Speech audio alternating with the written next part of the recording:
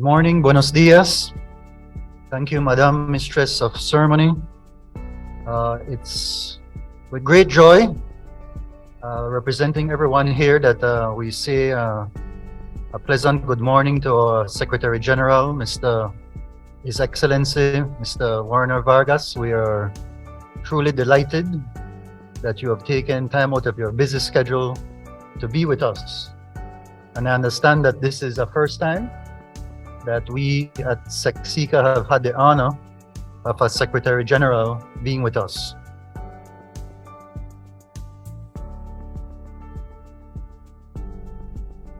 Thank you. Excellency Honorable Roberto Suarez, the Executive Secretary of SICA, very grateful for your leadership, for your team's amazing work that they have done over these couple days, and certainly along with our Vice Minister, Mrs. Diane Mahia, and our team, everything has gone smoothly.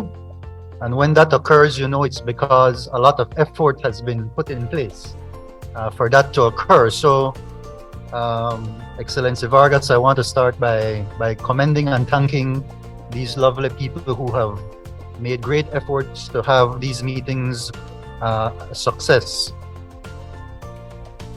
I would like to reflect on some of the things that you mentioned, and certainly that Executive Suarez mentioned just now, in the context of what we have discussed yesterday, both in our education meetings and in our culture meetings.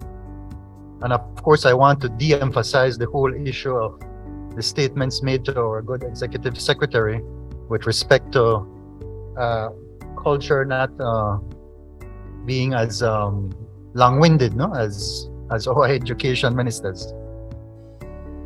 We talked about a number of topics and a number of ongoing initiatives that are critical to achieving the larger objectives that you just mentioned throughout our region. If we are successful in education and in culture, we are a great distance towards being successful with our overall development, to be able to achieve those broader, wider goals that you just mentioned.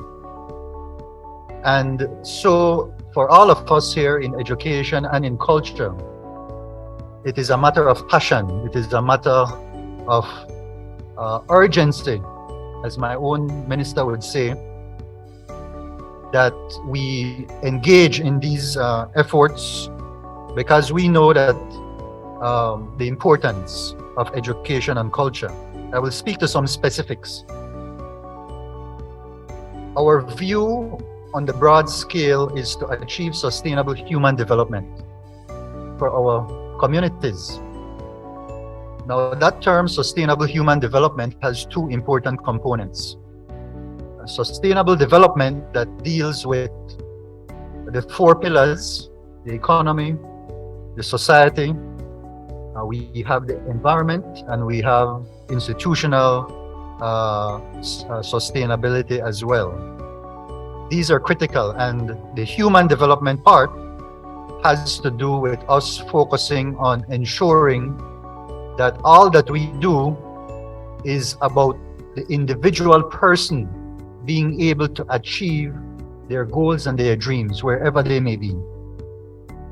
And that comes into great focus in the work of culture and in the work of education. I would want to state that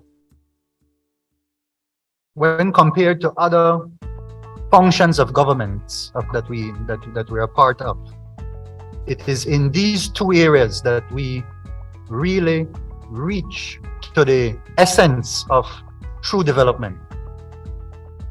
Many times our compatriots, maybe in the ministries of economy, are looking at broader issues from these sophisticated macroeconomic models and so forth.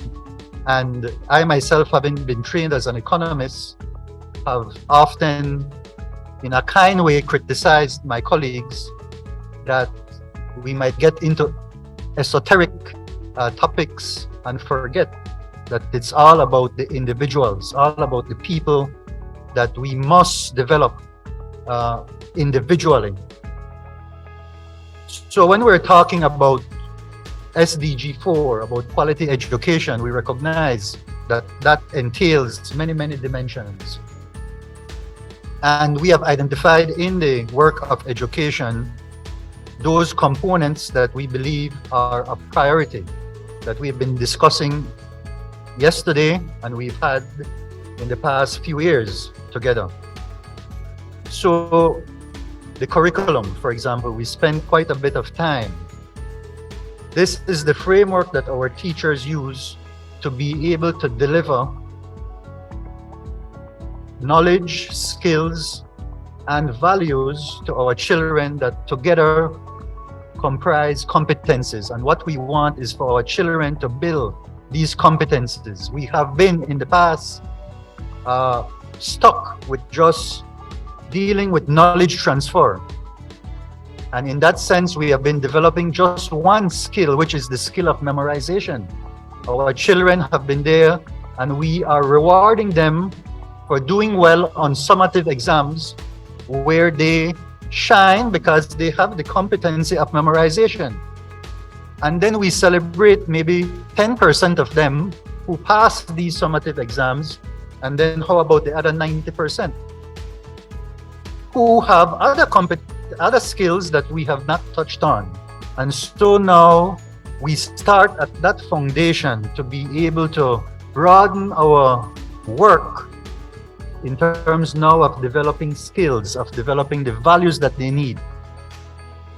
Often when we speak and we do our consultations with our teachers across the Belize, I often use the example of, well, you know, we have people who have gained significant knowledge and maybe even skills, because we hear of these submarines that are built in South America and they evade the best raider to carry their cargo to North America.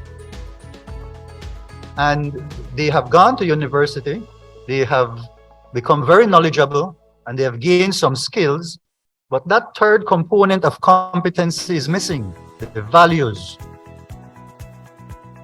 If you look at the news for North America, you will see on a daily basis dozens of young people dying from overdoses. And if these engineers who build these submarines were to have that third component of values, they would not engage in building these submarines to carry that product, that deadly product, for others to consume. We recently had a case in Belize where there were some gummies, some little candy that ended up in the hands of children. This was just 2 or 3 weeks ago. And many of the children overdosed on these candy that included marijuana and whatever other products. And about 24 of them ended up in the hospital. Again, making the point that we in the education sector must ensure that we are doing our part to build the competencies of our children so that they can contribute and be the factors that enable all of these other objectives to come to reality. If we don't do our part to make that possible, then everything else is unachievable. In the case of culture, which is closely related, and we have the privilege, because we have a small Ministry of Education, Culture, Science and Technology, we work very closely with both areas. And so now I believe we'll be doing some work with the interface of education and culture, which is almost a perfect overlap. Because if we're not developing multicultural appreciation in our children, for example, if those macro competencies are not instilled in them, then it becomes very difficult indeed for us to have a cohesive society going forward. and for SICA to achieve the objectives that we have.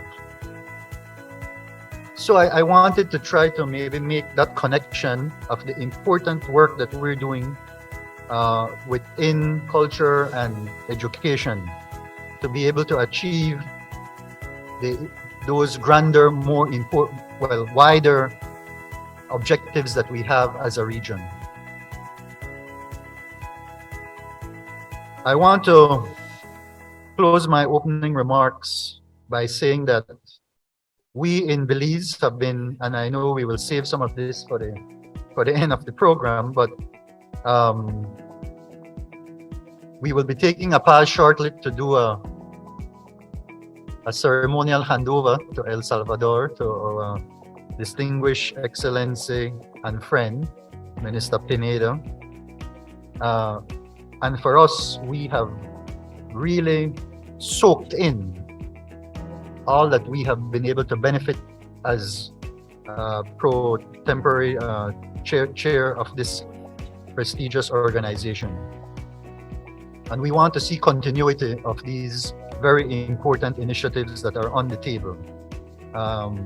Young people, the offer from Honduras, for example, to have the meetings of our young people. Because again, that's where the overlap takes place, where our young people are the ones who will carry forward, going from here. Last night we were talking about our children and what they're doing in school, etc., and how there's a new mindset that they're adopting with all the technology that's around them.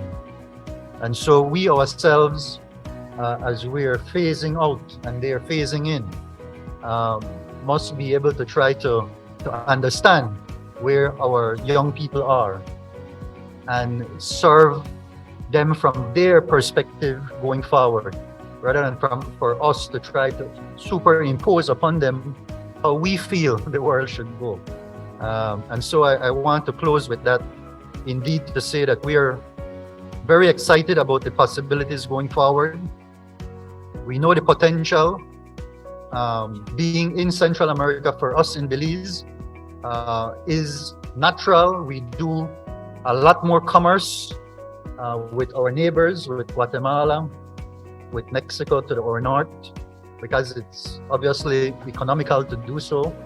And so it goes without saying that Belize is definitely a very important, vibrant, and we commit to our membership in the SICA going forward. I want to really thank each and every one of you for honoring us for being here. And I believe I leave even more confident after seeing the exceptional talent last night that you all have, that we are going to succeed in our mission as a region. So